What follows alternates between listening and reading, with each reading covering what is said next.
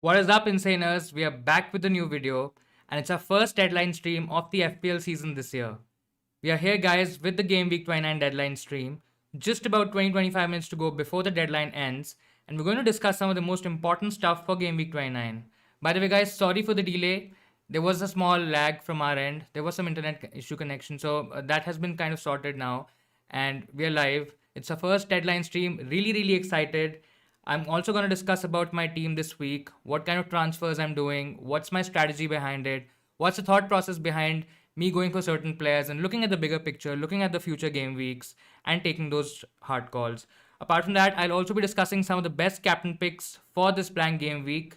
Guys, whatever questions you have, please mention those in the chat below. I'll take them one by one and I'll try to help you guys out. Guys, if you're new around here, make sure you subscribe to the channel Insanely Football. We do a lot of FPL content on a weekly basis. We do strategy videos, we do transfer videos, we also do differential picks, etc. So if you are interested in all of that stuff, make sure you subscribe to our channel. Hit the like if you like today's stream. It's the first stream, guys. I'm very new to the streaming world and to the streaming space. So if I make any mistakes, if I make any issue, if there are any issues, I'm open to feedback, open to a lot of discussion here.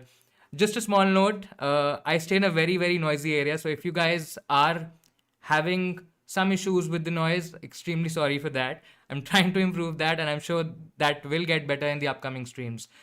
Right, so now we basically get into the Game Week 29 fixtures, and as I think most of you know by now that we only have 4 fixtures this game week. It's a blank game week. We do not have other teams playing because of the FA Cup quarterfinals over the weekend. So the first game week, the first game that we have today is basically Fulham versus Leeds. And it's going to happen tonight. Both promoted sides facing each other. I don't think so. This is going to be a very open game. It will be a pretty tight game, unlike the last one where Leeds won the game 4-3. So no way it's going to be that high scoring, guys. Fulham have been quite decent over the past few weeks, especially at the back. You know, they have tightened up things. I feel Leeds have a better record away from home. And they generally tend to score more when they are playing oppositions away from their own pitch. It's a pretty bad pitch. It's very difficult to play, on that pitch. So they generally have a better record playing away this season. They haven't scored. There's definitely one thing, guys. They haven't scored in the last 3 games, but I generally expect them to score at least 1 in this game. Fulham, on the other hand, definitely would have much more desire to win this particular game. A win would definitely take them out of the relegation spots, especially if Newcastle don't get anything against Brighton. So it's going to be a very important game from Fulham's perspective. And I don't really think it's going to be a very open game. They're not going to play a very expansive style of football. Scott Parker would like to, make things very tight at the back, and whatever opportunity they get to attack Leeds, they definitely would go for that. Leeds themselves don't really have a very good defense. They have, really struggled this year in terms of defense. They play very open at the back. A lot of players, a lot of teams who have good runners, and in this case, Fulham, generally having Lookman, might get a lot of joy there. So that might be a very interesting thing to see in this particular game. Now, apart from that, we also have a game where Brighton is facing Newcastle. And this is again going to be a very tight game. A very interesting game, guys, to be honest, because both these teams are playing, they're playing decent football. Newcastle has definitely struggled over the past certain weeks. They've struggled this season generally, but Brighton has been really good, guys. Like Brighton stats in terms of their attacking stats or whether their defensive stats, they've been really good. In fact, the kind of football that they're playing this season, it definitely deserves them to at least be in the top half of the table, if not, even better, right? So they definitely don't deserve to go down, according to me and in my opinion. And there is a lot of hope that, Brighton would stay in the league this season. So that's going to be an interesting game. A lot of managers this week have, doubled up or even tripled up on the Brighton defense. And that's going to be really interesting because in case if Newcastle score, right? In case if Newcastle score in that game, FPL is going to go bonkers, guys. It is going to be huge because all of us are banking on a Brighton clean sheet. Even the bookies are basically, favoring Brighton to do well, Brighton to keep a clean sheet in that particular game. I still feel that, Newcastle, in spite of not having most of their attackers, could do well. They definitely have Almiron in the news, so Almiron might play in this game. He might have some minutes in this particular game. So that might be a bit interesting. But otherwise, Newcastle has generally struggled, without their attackers, most of them being injured at this point of time. In It could be an interesting watch. So definitely looking forward to that game. Now, the third game that we have this week is West Ham playing Arsenal. So it's a battle between the London clubs. Hammers have played really well this season, and a result against the Gunners would definitely help them, go deep into the top four fight and also possibly play for Europe next season. So that's going to be huge. Imagine West Ham finishing in the top four, guys. That's definitely going to be huge for the Premier League. Arsenal definitely have come a long way from where they started the season, right? They've played some good football. Arteta has changed Arsenal's formation in the recent games, where now Aubameyang is playing a lot more central than he was. He's probably more effective centrally than he is, wide. So that's definitely something that we guys as FPL managers should keep in mind. And so that's going to be really interesting. I'm pretty sure, Arsenal would basically focus a lot on Europa League this season, because getting into that top four spot, especially with the kind of competition that's going on, is kind of tough, right? So it's going to be interesting. Arsenal did play a very impressive game against Tottenham in the North London derby. So I'm not expecting this game against West Ham to be a high-scoring one, because they also played the Europa League midweek, and so there might be some tired legs out there. And that's the thing, guys. Like, this season, Arsenal is very, very difficult to predict. Yes, they've performed very well, over the past few weeks, but you really don't know what to expect from Mikel Arteta's side, right? So that's going to be an interesting watch. We end the week where Aston Villa play Tottenham, right? Both clubs are in the top half right now, and it's definitely a must-win game for Mourinho. I think more than Dean Smith, it's a must-win game for Mourinho, and that they would want to, play well after that very, very difficult game in the Europa League. It's going to be difficult, guys. A lot of people, a lot of managers were kind of making Tottenham favorites for that game. But now, after seeing their performance in the Europa League, I'm not that sure.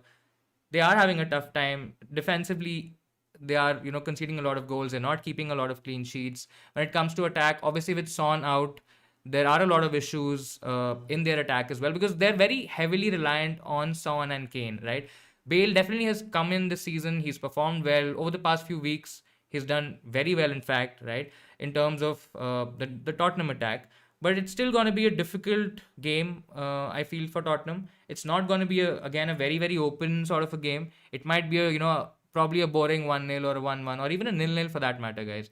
So not really looking forward to that game, though I have a couple of Spurs assets in my team as well. But it might not be a great watch, from even a neutral perspective. So that's going to be a really interesting four set of fixtures. Obviously, we are not playing a lot of games, so there are a lot of transfer decisions to be made. There are a lot of things to be considered, especially when you're considering focusing and thinking of long term, right? A lot of people have played their free hit this week. In case if you've not played your free hit, then it becomes a lot trickier for you, because then you have to make certain transfers. You have to think of certain transfers, keeping the other, the upcoming game weeks in mind, and that becomes more challenging. Now, when we talk about our team, we've had a decent run in over the past few weeks. We've stuck around the 100,000 mark, and we started the season very, very slowly. We had a very poor start to the season, but things definitely improved for us. We've been getting a lot of green arrows over the past few weeks. We've kind of struggled around the 100,000 mark, and the idea is to obviously get into the 50K first, and then probably see from where we could go from there. So that is definitely the idea. But in terms of our team, basically we are in a pretty comfortable position this week, a lot better than what the other managers are facing this week, right? We have about 11 players. If we discount Son, we obviously have 10, because he is an injury doubt and he might not play in the Villa game. So that might be an issue. But otherwise, I feel we are in a pretty comfortable and a pretty decent position. We have a decent amount of players playing, definitely more than the average. Now, when we talk about our team in specific, obviously, we are going for Martinez in goal. Martinez has been in our team for quite some time, and he has been a set and a forget option for us. He's made a lot of, he's given us a lot of points. He's made a lot of saves. He generally has a good game. I've hardly seen Martinez having a bad game, this season, and he's definitely a good option probably for the next, I would say this week for sure, because Tottenham don't really look that strong at the moment, right? The Europa League game was a difficult game, and they might not, be able to score a lot of goals. Plus, Kane and Bale generally take a lot of shots, even when Son was playing, right? So Tottenham generally takes a lot of shots on goal. They have a lot of goal attempts, so that also means a lot of save points for Martinez. So that could be a decent bet. I won't say I'm really expecting a clean sheet from this game, but that still could be a decent bet going into this game. A couple of other options that you could also have, guys, is Sanchez from the Brighton defense. I know a lot of people are talking about the Brighton defense getting clean sheets and doing well against a struggling Newcastle side. So Sanchez is definitely one of the options that you could go for. The problem with Sanchez now is that yes, he has a good game this particular week, but then the next few games, become very, very tricky. And if you don't have a playing goalkeeper, let's say if you have a playing goalkeeper in Martinez or Nick Pope or probably even someone else, right? There still is a chance that you could keep Sanchez on the bench. But if he's your only playing goalkeeper, then things get a bit tricky for you. And, so that is something that you have to consider when you are also planning your team for game week 30, 31, and, the rest of the weeks, because it's just not 1 week, right? Obviously, we're talking about 29 game week right now, and this is probably a low scoring game week, so it's not really going to affect your rank too much. But in general, you'll have to think about what to do with Sanchez over a longer period of time. A lot of people also have Melier in goal, right? They have a triple up on Leeds for this particular game week. A lot of people have been building towards that, so Melier also could be a decent bet. Considering that Fulham have scored the fewest goals at home this season, Melier could be a decent bet for this game week. He has registered 9 or more points for the last 7 matches, and I was the fourth highest point scorer among all goalkeepers this season. So he's had a decent season, though. When you look at him playing, he looks a bit nervy, he looks a bit shaky, in goal. But he's had some good performances over the past few weeks, especially after Leeds have stopped conceding a lot of goals. They've had a couple of nil-nils, and they've had a couple of clean sheets very recently. So that could be a decent option as well.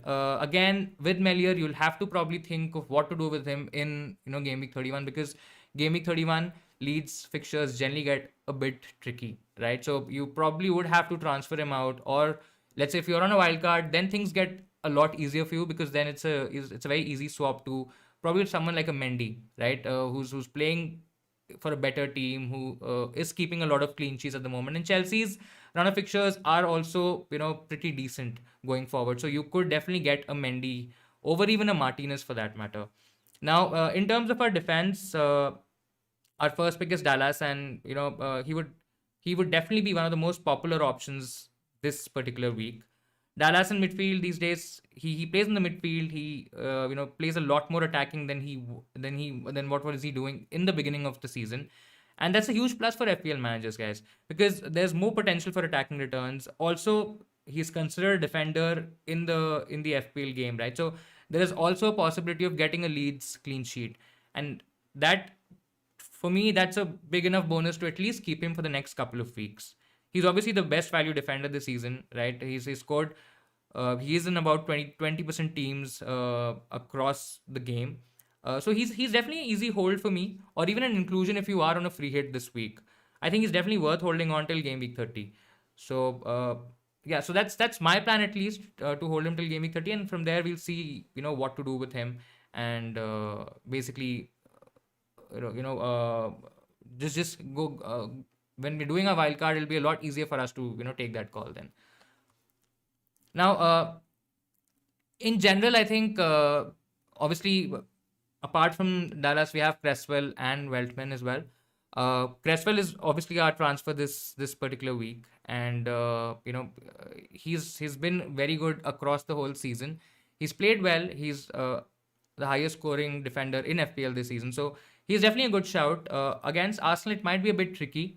It might be a bit challenging, but I think that's a decent bet at least keeping in mind the next few weeks. So that could be a decent option for us in our team this week. Then we have Veltman. Veltman is obviously he's more of a standard sort of a pick from Brighton. If you don't have the budget for a Lewis Dunk, or if you don't have a budget, going for any other higher price defenders, Veltman is a very good option going for this week. Uh, Again, you might have to change, or you might have to transfer him out in the next couple of weeks where Brighton face difficult games. So that could be a call that you could take. I think in general, I'll probably skip a little bit here because we're running short of time and we have a few questions also to answer here. Uh, so basically, one question I see here is that should I get Lingard for Son for a -4? So generally, I think Lingard would have been a good option going for this particular week, but then Son is definitely not out for a longer term, right? Whatever Mourinho has said and whatever his presser has said in his press conferences and the interviews that he's given, he definitely expects Son to play after the international break finishes. So from game week 30 onwards, Son is for sure gonna feature in some capacity for Tottenham. He definitely will play the coming games, but I think taking a -4 might not be worth it for this particular week. Obviously, Lingard is, in my opinion, Lingard would also be a sort of a long-term hold. But I would still go ahead and play Son this week because we've seen with Mourinho that what he's done in the past, where he said that certain players are not available, and then he gives them 60 to 70 minutes. He probably gets them from the bench to play the last 20-25 minutes. Plus, Tottenham are really struggling this time around, so there might be a chance that even after so much talk about Son's injury, he might still feature this particular week. So that could be a decent option. Then going with Rafinha captain I think Rafinha is a very good captain choice for this particular week. There is no standout option, to be very honest. Kane probably would have been my bet, and a lot of other managers as well. But after Kane played 120 minutes and he was not that great in that game, right? So I think if you really want to take a punt, if you are falling behind in your mini leagues, if you want to catch up, Rafinha definitely is a good option that you could go for. I think Veltman I've kind of covered. Veltman is a good shout for this particular game week. So if you're on a free hit, definitely Veltman or even a double up on in the Brighton defense makes a lot of sense. But I think you'll have to make a plan to see what to do with Veltman in the coming game weeks. Veltman is not obviously a higher price, so you could easily bench him, and you could play your other defenders if you have other defenders playing in their respective teams. So yeah, he could be an option this week, but you could probably take him out in the next couple of weeks. So Thomas says that Trossard is going to be a differential for me. Yeah, definitely Trossard is a big differential. Brighton's attacking numbers have looked a little better in the past couple of game weeks. Generally, Brighton is a better defensive team than an attacking team, guys. It's very hard to see them playing in a certain way. They have played in a very expansive way, and it gets a little difficult because they create so much, but they're not able to convert their chances, and that to me is probably good enough to kind of not go towards a Brighton midfielder. And again, that's totally my opinion, right? But definitely, if you are going for a huge differential, then Trossard is definitely a good option. Yeah, so better pick. Devna says that better pick as per you, Veltman or Dunk. I think if you have the budget, I would definitely go for Dunk. If you are in a wild card, definitely I would go for Dunk. He has more attacking threat from set pieces. There is a chance of him scoring a headed goal against a struggling Newcastle side. So that could be an option. If you definitely have the budget, I would definitely say Dunk. But if you are also thinking of the next coming weeks, I think Veltman could be a decent option on the bench for the next few weeks, and you could play him this week. So Turbo says that he has got Dallas, but the problem is that Leeds have very hard fixtures. I think Dallas, again, I think I kind of mentioned and covered this bit, that Dallas is a good option this week, and he could be a good bet for the next week as well. Then probably if you have your wild card, or if you have a free transfer to make, or if you don't have any other possible transfers to make, then Dallas definitely could be shipped out for a better defender. So Sanchez in goal is obviously is a good bet for this week.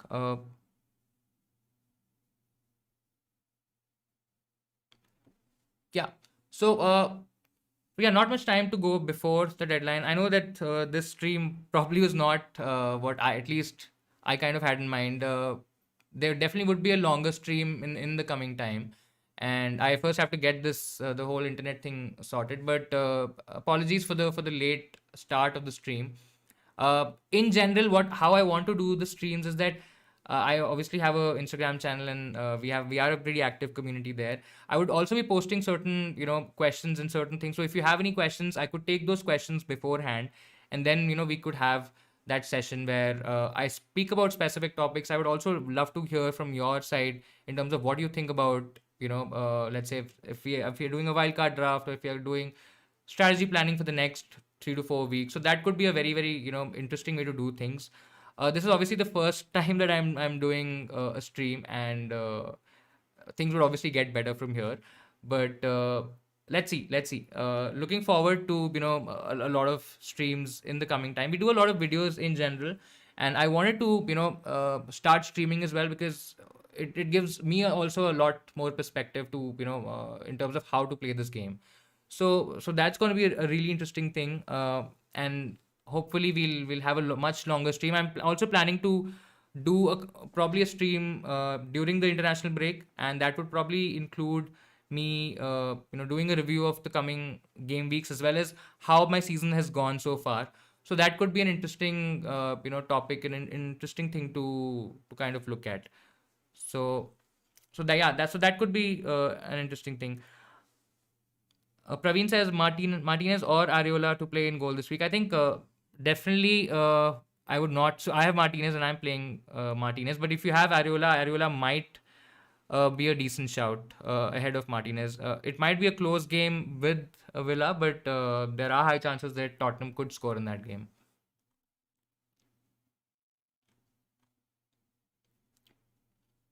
So I think the deadline's finished now. So yeah, I was not able to cover my whole team. Probably just take you through what other players I have. And Mohan says Dallas captain. That's an interesting shout. That's really an interesting shout. Dallas could be he could be a good option. He definitely has a lot of attacking potential as well. So that's a huge risk. But let's I just hope and pray that that move kind of works out. So yeah, so in terms of in general, what my thought was when I was doing a draft of my own midfield was that Lingard obviously is a long-term hold, and we would want him to keep him for the coming game weeks. So and he's really played well for West Ham. West Ham, in fact, in the last game against Man United, West Ham really struggled to create chances to open up the United defense. So Lingard, in a very short space of time, has become a really important player for West Ham. So he's definitely a good shout, because he takes that team in a certain way, right? So in fact, once he's started playing, and once he's kind of gotten a decent run of fixtures under his belt, Antonio's numbers have also kind of gotten affected, because he's doing a lot of running. He's running behind the defense. He's making a lot of attacking runs, and that's kind of taking the load off Antonio as well, right? So if I have to go for a particular player, or if I have to go for one option in the West Ham attack, I would definitely go for Lingard at the moment. Rafinha again has been there in our team for a very very long time, and we've entrusted him in our team since quite some time now. He's delivered on a few occasions. He's looked very attacking, to be fair.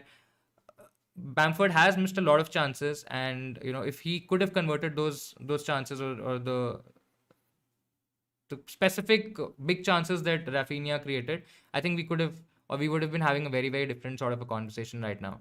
So Rafinha definitely is a good shout for, again, the next coming 2 weeks, this week and the next week. Aubameyang is our major differential. He missed a lot of chances in the Europa League game. So if you guys saw that Europa League game, he missed a lot of chances. He could have at least gotten a hat trick, and that was a bit concerning, especially when I was thinking of getting Aubameyang for this week.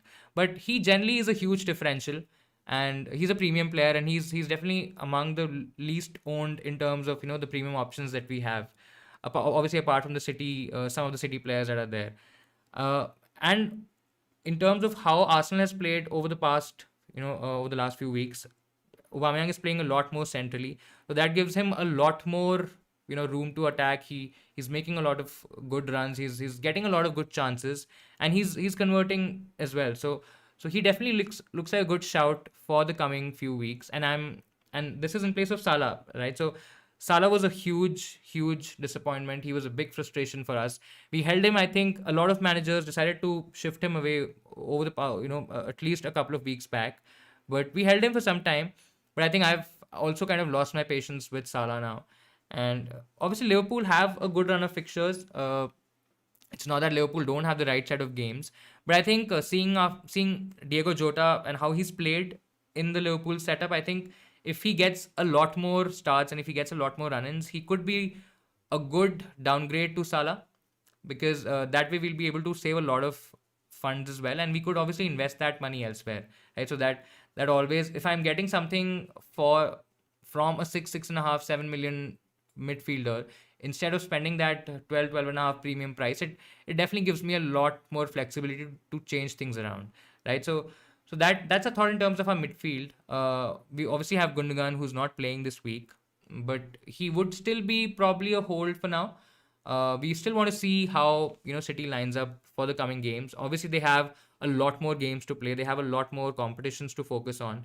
So that could be interesting in terms of how Gundogan fits into that team. He's been starting a lot of games. He's got the occasional rest, but I think in general he's definitely a good value pick. So a lot of managers think that now Gundogan is not really doing a lot. He's not scoring a lot. Obviously, the presence of KDB has also kind of affected that in a certain way. But when you look at his price, you really have to think that he's immense value at whatever he's doing, right? The amount of goals that he's scored, the amount of chances that he's created, or whatever he's done so far, it's been really good, to be very honest, right? So Gundogan would be a hold for me, and I think I would still want to give him a couple of weeks before thinking of transferring him out for any other players. In terms of our attack, we've gone ahead with three attackers here. Bamford was a bit tricky because he got that slight knock in his last game, and there were chances that he probably wouldn't have started this game against Fulham. But then Bielsa in his post-match, in his pre-match comments, sorry. So he said that he might be available. He might, he might get some minutes. I'm not sure whether he'll start or not. Looks likely that he'll start, but I think he will get some minutes in that game for sure. So he definitely wasn't a sell for me, because it doesn't make sense for selling a player who's already playing, who's already having a game this week, and then getting him, or probably even doing that for a hit, right? So that doesn't really make sense. In terms of our other two forwards, Antonio has been there for a couple of weeks in our team. He's been kind of a in and out sort of a player for us. We bought him when he got that huge haul early in the season. Then we thought of keeping him for a few games. He then didn't perform. We took him out.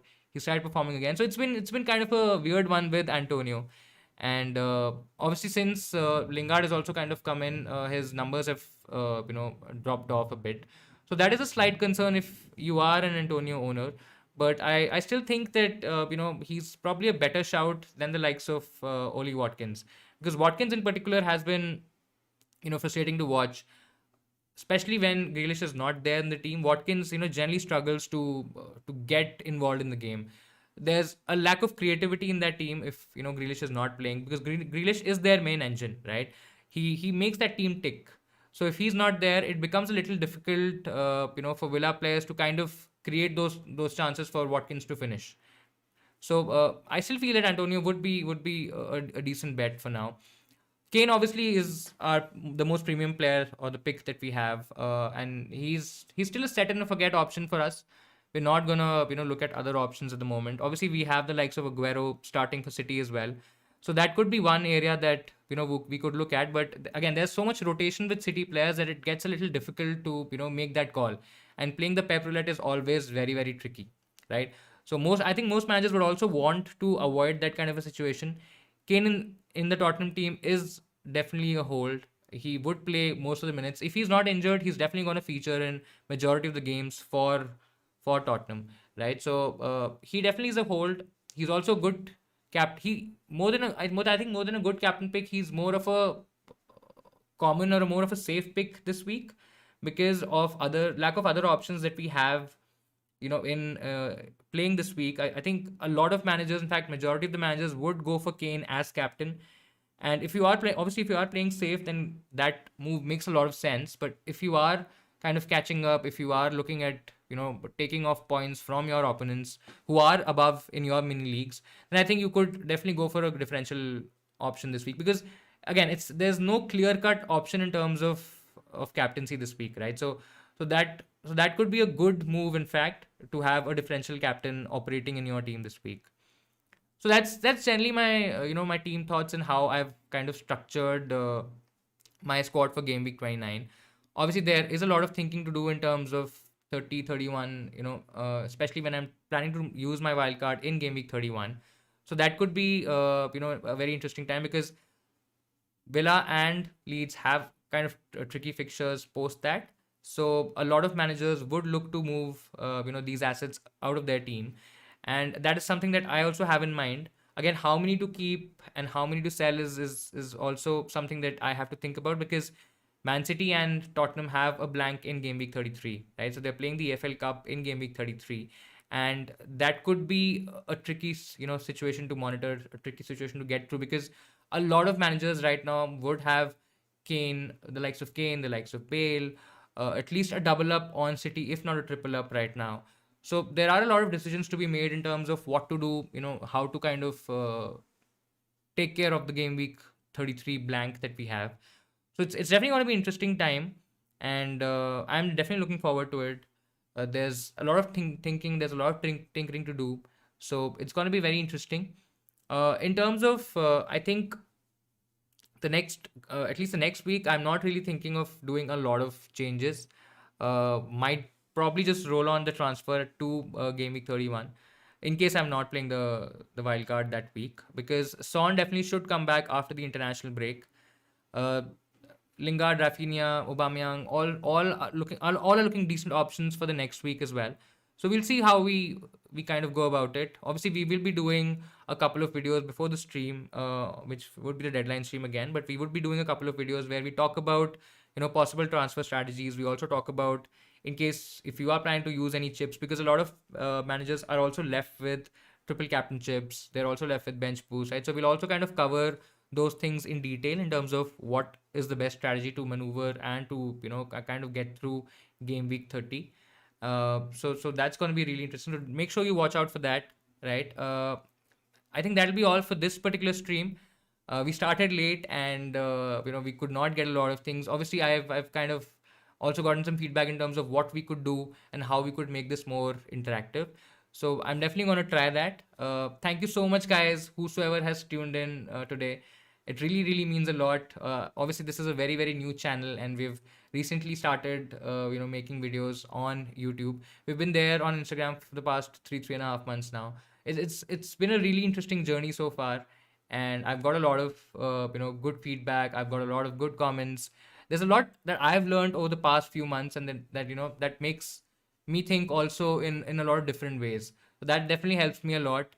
Thank you so much, guys, for tuning into the stream. If you've not subscribed to our channel, definitely stream is only one part of the videos that we generally do, or we would be doing in the future. But there's a lot of content that we would be doing, whether it's fantasy football related.